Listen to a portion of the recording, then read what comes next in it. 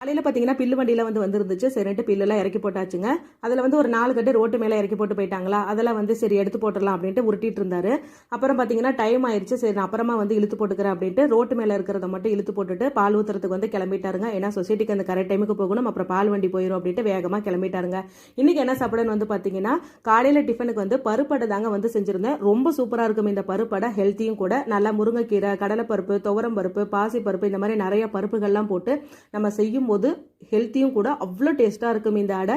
இந்த ஒரு அடை சாப்பிட்டாலே எப்படி தருவாங்க இருக்கும், மனோரமாச்சு சொல்லுவாங்கல்ல, கண்ணம்மா கம்முன்னு கடை அப்படின்னு சொல்லுவாங்கல்ல, அந்த மாதிரி இந்த ஒரு அடை சாப்பிட்டாலே பார்த்தீங்கன்னா சும்மா வயிறு கம்முன்னு இருக்கும். இன்னைக்கு காலையில் டிஃபனுக்கு இதுதான்.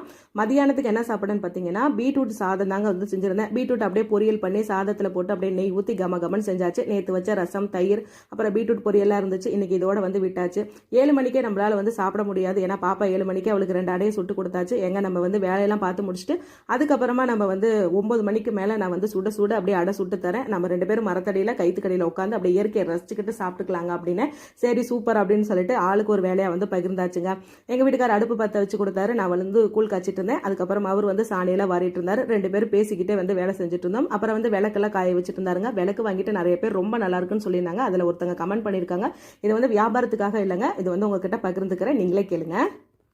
அதெல்லாம் யூஸ் பண்ணிட்டு நேத்து தான் பண்ணப்பா. அப்பா சும்மா சொல்லக்கூடாதுப்பா, சூப்பரா இருக்குப்பா, அருமையா இருக்கு.